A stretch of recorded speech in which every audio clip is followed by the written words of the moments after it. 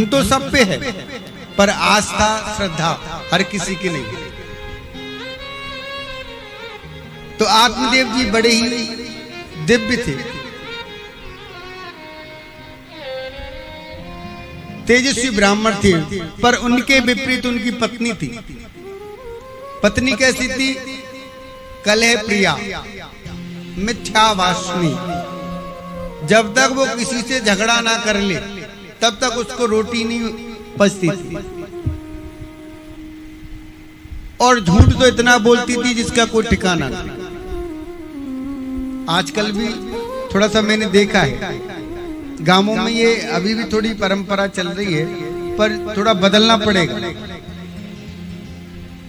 माता बहनों को प्रयास किया करो कि आप जितना मौन होकर सेवा करोगे उतना ज्यादा लाभ मिलेगा। घर में जिसमें ज्यादा झगड़ा होता हो उस घर में लक्ष्मी जी नहीं रहती, इसलिए प्रयास किया करो कम बोला करो। अगर झगड़े की बात आए तो थोड़ा दाएं बाएं हो जाएगा, पर झगड़े पे ध्यान नहीं दे रही। एक दिन आत्मदेव नाम के ब्राह्मण अपने भिक्षा मांगकर कुटिया की ओर आ रहे थे, घर की ओर। तो गांव वालों ने कह दिया, हे ब्राह्मण देव, हम क्या देख रहे हैं कि आपके यहाँ जो गौ माता काफी समय से बधी है उसकी कोई संतान ही नहीं हो रही है, और तुम्हारे यहाँ भी कोई संतान नहीं है, और जहां तक कि तुम्हारे यहाँ तुलसी लगी है उसको भी कहां देखो जाकर वो ही सूख गई। क्या कारण है ब्राह्मण देव? और ब्राह्मण देव को लोगों ने जब आलोचना करने लगे, टॉर्चर करने लगे, तो बड़ा कष्ट हुआ। ब्राह्मण देव को ग्लानि होने लगे, दुखी होने लगे कि हे प्रभु, ऐसा मेरे जीवन में क्यों समय आया जो मेरे को एक संतान तक नहीं दी? चलो मेरे को संतान नहीं दी, कम से कम गौ माता को तो संतान दे देते। ब्राह्मण देव दुखी होने लगे, और दुखी होने लगे तो उसी समय जंगल की ओर चल दिए। नदी के किनारे पहुंचे तो नदी किनारे जाकर बैठे और सोचने लगे कि प्रभु, ऐसे जीवन को जीने से कोई फायदा नहीं जिसमें लोग उपहास उड़ाते।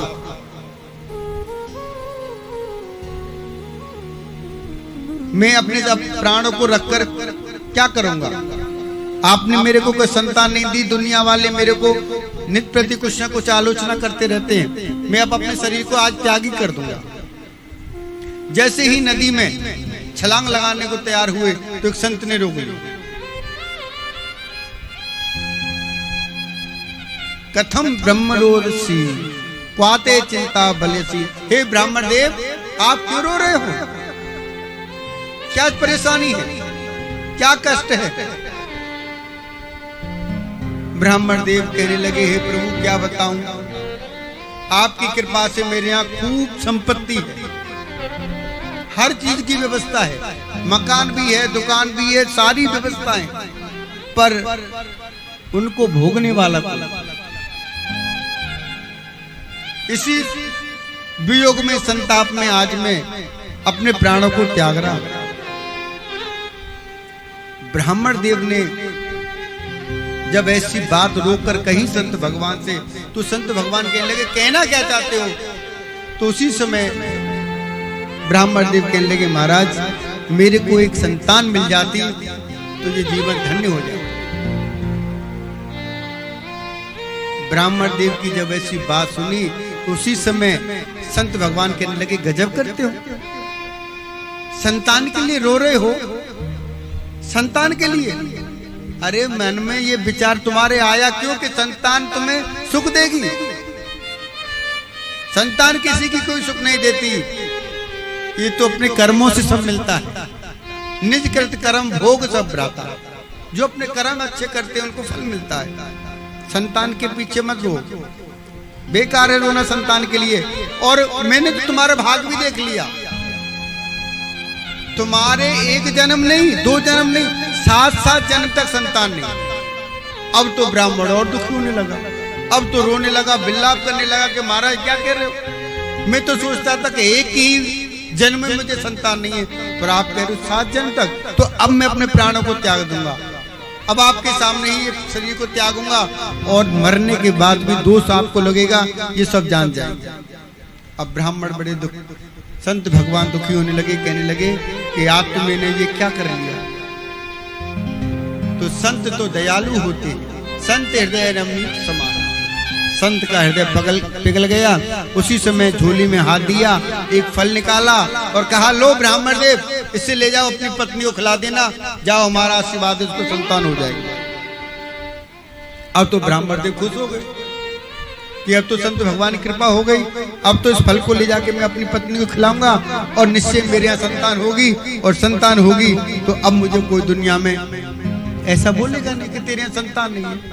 उसी समय ब्राह्मण देव अपने घर आए, घर आकर अपनी पत्नी को वो फल दे दिया, और जैसे ही फल दिया, ब्राह्मण से बोली, ब्राह्मणी इस फल को तुम खा लो। ब्राह्मणी बोली, महाराज क्या खा, इस फल को खाने से होगा क्या? बान की इस फल को खाने से तुम्हें संतान होगी। किसने बोला है? अरे एक संत ने दिया है, एक संत का प्रसाद है। जब संत का नाम लिया तो ब्राह्मणी कहने लगी, महाराज चिंता क्यों करते हो, अभी तो मैंने स्नान भी नहीं किया है, अभी तो मैं अपने घर की सफाई में लगी थी, पहले स्नान कर लेती हूँ, शुद्ध हो जाती हूँ, पवित्र हो जाती हूँ, तत्पश्चात ये फल जरूर खाऊंगी। ब्राह्मण देव बोले, पक्का खा लोगी? भान की चिंता क्यों कर रहे हो, आपके अर्धांगिनी हूँ, पत्नी हूँ, जरूर खाऊंगी। अब ब्राह्मण देव बेचारे सीधे साधे थे, भोले भाले, वो तो ऐसा कहकर चले गए गांव में सेवा पूजा करने के लिए, और ब्राह्मणी बैठी बैठी गेट पर सोचने लगी, हे भगवान, मेरे ब्राह्मण देव कैसे भुलक्कड़, हर किसी की बात में आ जाते, क्या फल खाने से कहीं संतान होती है? मन में विचार तर्क वितर्क करने लगे।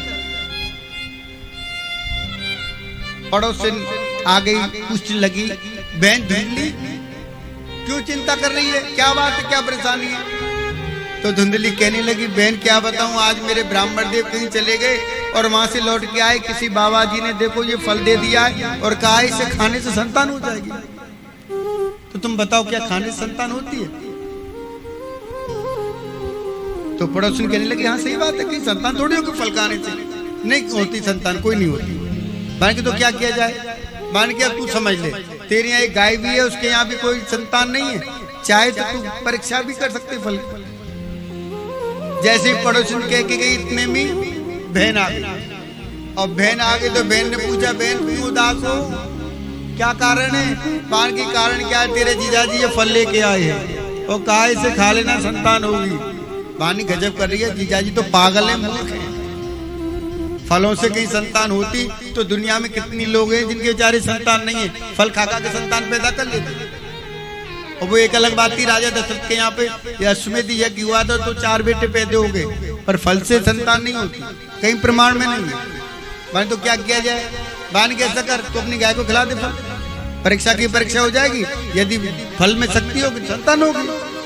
पर सुन, मैं एक बात बताऊं, मेरे यहाँ पर 8 बेटे हैं और 9वां होने वाला है, तेरे यहाँ पे खाने वाले नहीं है और मेरे यहाँ पे खिलाने की व्यवस्था नहीं है, तो जो 9वां बच्चा आएगा मैं तुझे उसको दे दूंगी और उसके बदले तू मेरे को धन दे देना।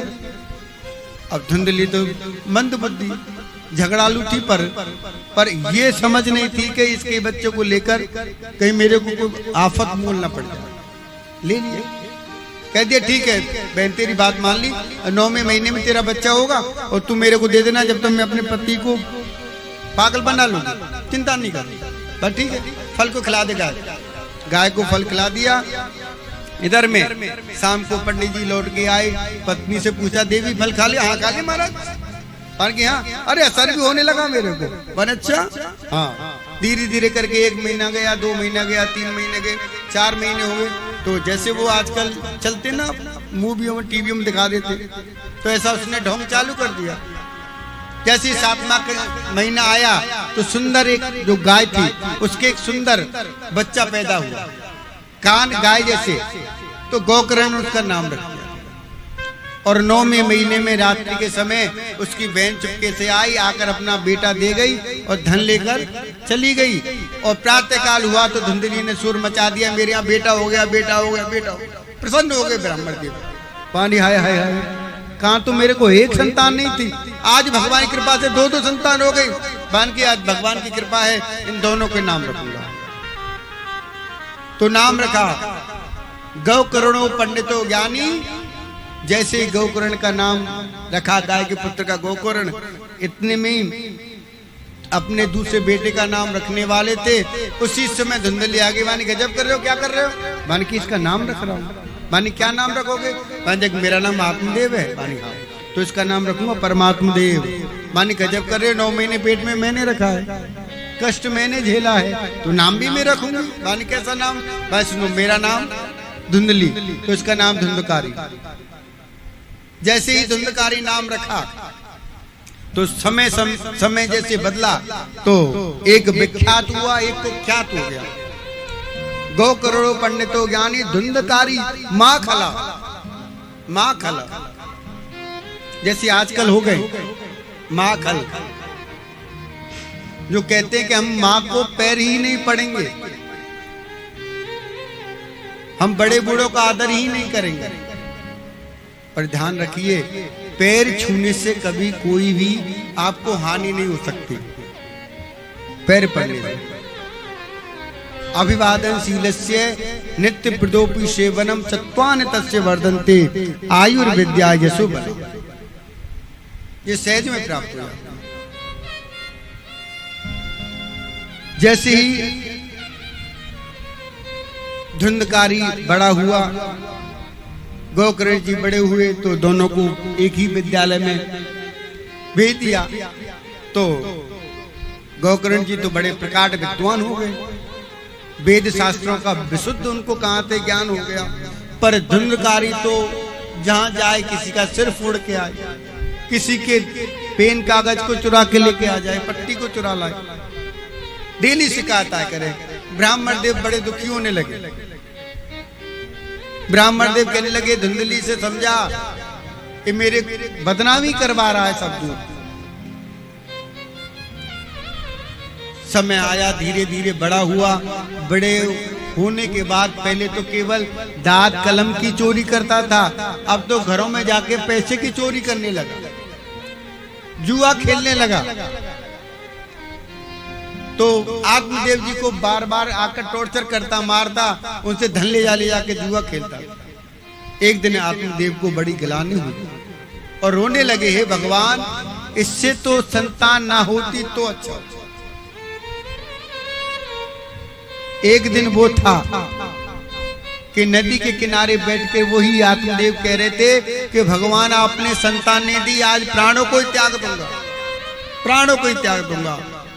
और आज संतान मिल गई तो ब्राह्मण देव कह रहे हैं कि भगवान इससे तो संतान ना मिलती तो ठीक था। देखिए साहब, मेरा आपसे विशेष आग्रह है, पुत्रवती संसार में हर कोई नहीं होती। कौशल्या मैया हर कोई नहीं बन सकता, सुमित्रा हर कोई नहीं बन सकता, केकई हर कोई नहीं बन सकता। केकई का तो घर नाम ही कोई नहीं रखता है, केकई नाम से ही ईर्ष्या है लोगों को। जबकि केकई जैसा त्याग किसी माँ का नहीं हो सकता, कोई नहीं कर सकता। वस्तुतः जीवन में कुछ ऐसी वस्तुएं हैं, उन पर विशेष ध्यान देना चाहिए। बेटा कितना प्यारा हो, उससे सिर पे चढ़ाना ना चाहिए। आजकल हम बच्चों को पैदा होते ही हाथ में मोबाइल पकड़ा देते, उसने मांगे 5 या 10 रुपए पकड़ा देते हैं, पर वो कहां खर्च कर रहा है इस पे ध्यान नहीं देता। फोन चला रहा है तो उसको क्या देख रहा है ये भी ध्यान नहीं देता। प्रयास कीजिए बच्चों को अच्छे संस्कार, धुंधली जैसी सोच अपने को नहीं बनाना, हमको हटके कुछ बनाना है अपने बच्चों। घर की बात घर में ही रहने दी, बच्चों तक ना जाए ऐसा प्रयास कीजिए। जो बीत गया है उस समय को याद ना दिलाओ, अब जीवन में आगे क्या करना है इसके लिए उनको अच्छी बात, अच्छा बना। जब रोने लगे आत्मदेव, उसी समय गोकर्ण जी आ गए और आकर पिताजी से पूछा, क्यों रो रहे हो पिताजी? बान की क्या बताऊं बेटा, एक दिन वो था कि मैं बेटे के लिए रोता था और आज एक दिन ये है कि मैं सोचता हूं ये भगवान इससे तो मर जाता, ये बेटा तो अच्छा। पूत सपूतों की धन संचय और पूत कपूतों की धन संचय। यदि बेटा सुपात्र हो जाए तो समझ लो यदि धन भी नहीं है तुम्हारे पास तो वो तुम्हें धनवान बना देगा, और बेटा अगर कुपात्र हो जाए तो तुम कितने भी करोड़पति हो, खाकपति बनाने पल भर भी नहीं करेगा, पल भर भी नहीं करेगा। अभी जनवरी में हम कथा करने गए थे इंदौर, एक जिंदल परिवार था, तो जिंदल परिवार ने हमारी कथा कराई थी। 22 से 29 जनवरी हमारी कथा हुई थी। उनका एक ही बेटा था, तो बेटे ने जिद की कि मुझे 9.5 लाख रुपए की बाइक चाहिए। बाइक पता नहीं कौन सी आती है 9.5 लाख रुपए की, हमने तो सुना ही नहीं। एक ही बेटा था और 9.5 लाख रुपए की बाइक लाया, ला करके घर पे पूजन कराया, यार दोस्तों के साथ गया, लौटकर वापस ही नहीं आया। क्या फायदा ऐसे धन का, क्या फायदा ऐसी संतान का जिसके लिए हम इतना इकट्ठा कर रहे हैं, वो लौट के ही नहीं आएगी। तो पूत सपूतों की धन संचय। यदि सुपात्र बेटा है तो आपको चिंता करने की जरूरत नहीं है, टेंशन करने की जरूरत नहीं है, खुद व्यवस्था बना देगा। और यदि तुम्हारा बेटा कुपात्र निकल आया तो तुमने यही दबा के रख रखा होगा ना, वो भी निकालेगा, वो भी निकालेगा। तो आत्मदेव कहने लगे कि बेटा क्या करूं, अब तो मुझे बड़ा कष्ट होने लगा है कि भगवान अब तो ये प्राण निकल जाए तो इससे और सुंदर कोई उपाय नहीं हो।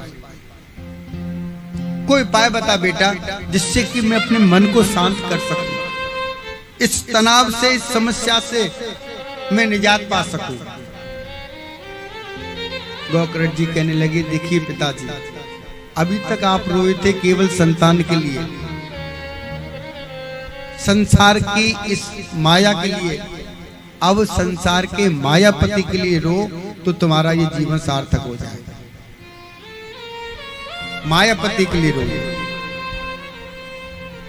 और ये बात सत्य है। हम आप सब अभी केवल संसार के लिए रो रहे हैं, संसार में रहकर केवल संसार की चिंता कर रहे हैं, पर जिसने हमें संसार में भेजा है उसकी चिंता नहीं, उसकी चिंता हमको नहीं होती। और जिस दिन हम उसकी चिंता करेंगे तो एक दिन वो आएगा, वो हमारी खुद चिंता करेगा, फिर वो हमारी सारी व्यवस्था करेगा।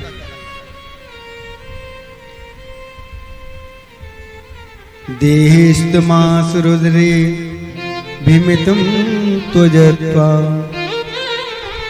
जाया सुतादिषु सदा ममता विमुंचा।